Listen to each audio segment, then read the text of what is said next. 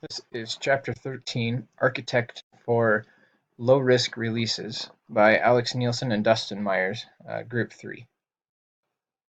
Goal of a coding program, or process, I should say, is to maintain an architecture that enables productivity, testability, and safety.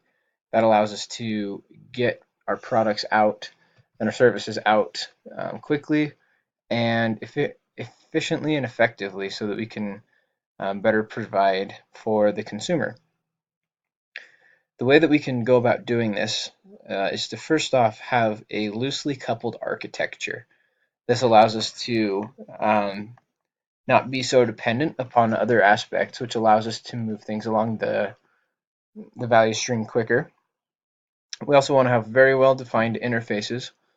We want to work in small productive two pizza teams, which is a reference to a couple chapters ago where we want to have teams that could be fed by two pizzas, is the idea. We want to make small changes. A massive rewrite of an entire program could cause a catastrophic failure. Excuse me. We also want to have a well-defined API. By following these, it helps us to again enable that productivity, testability, and safety, which will allow us to push out products and services into the value stream more efficiently and more effectively. There's a couple of different architectural methods that we can follow.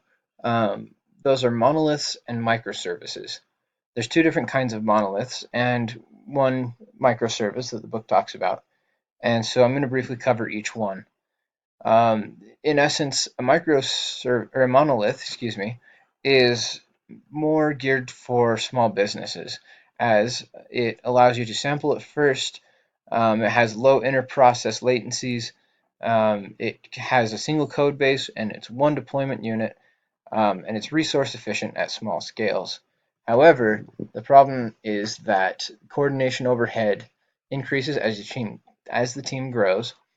There's poor enforcement of modularity, there's poor scaling. It's an all or nothing deployment, which can cause downstream failure, and it can cause long build times. The problem with this is if you're a major corporation trying to push out some code, oftentimes this sort of um, method doesn't work. It just causes too many problems to be effective.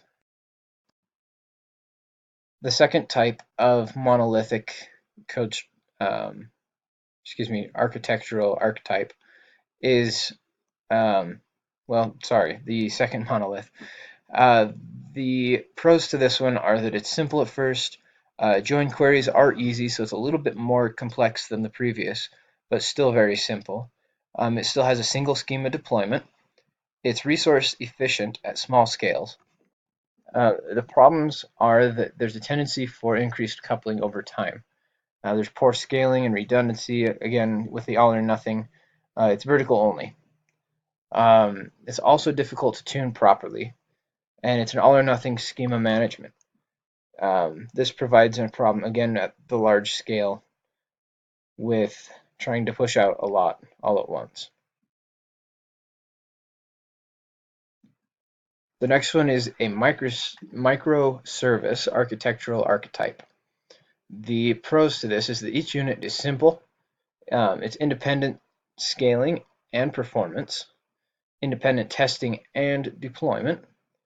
It can optimally tune performance with caching, replication, all those sorts of things. The problem is that it has many cooperating units. There's many small repos. It requires more sophisticated tooling and dependency management, and there is a lot of network latencies with things so spread out. Um, in a major corporation, this may be the way to go. If you have multiple teams working on a project, um, it allows for smaller groups to work on smaller pieces and push those. Whereas in the monolith style, if one person makes a push, it affects everybody. This way, with a microservice, one push in one department may or may not have an effect on later um, later parts in the value stream.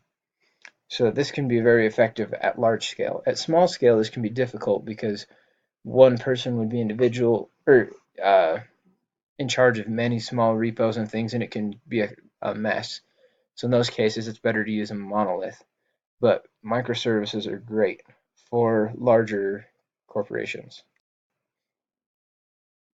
The Strangler application can be good, can also be bad. This is a process that can go either way.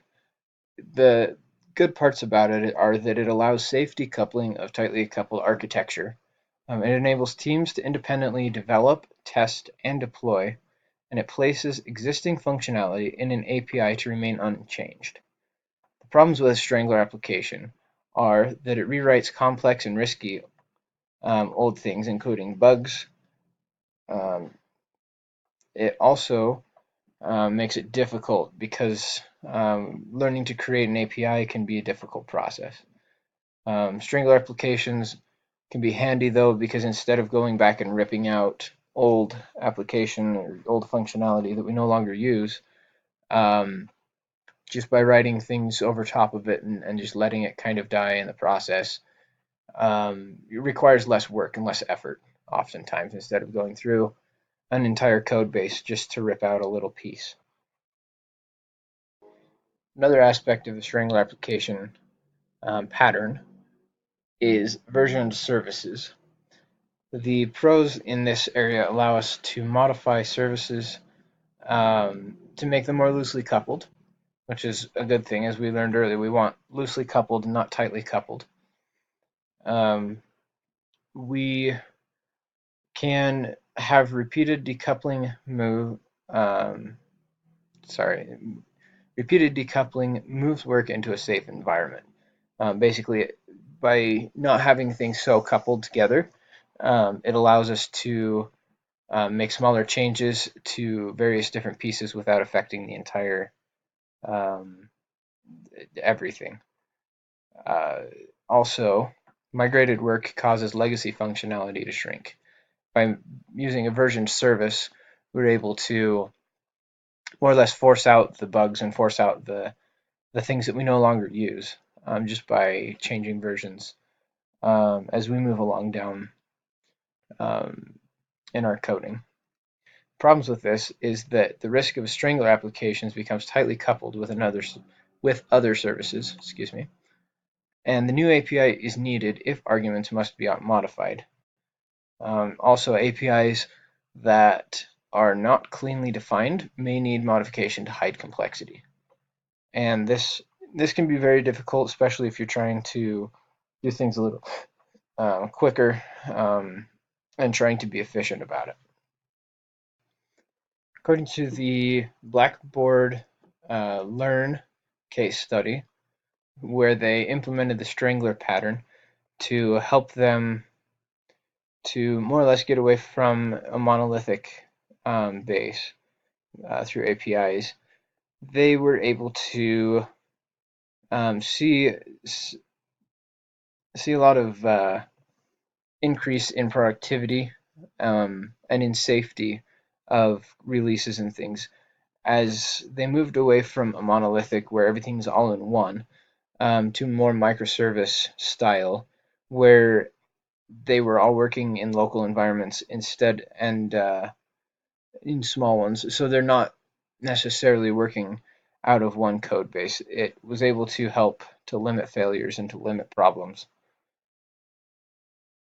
To wrap things up really quickly, this chapter is all about um, helping us to our um, make our code safer to deploy and a little easier to work with. And we can achieve that by trying to achieve an architecture that enables productivity, testability, and safety by deciding whether we're going to use like a monolith v1, monolith v2, or a microservice process to go about that.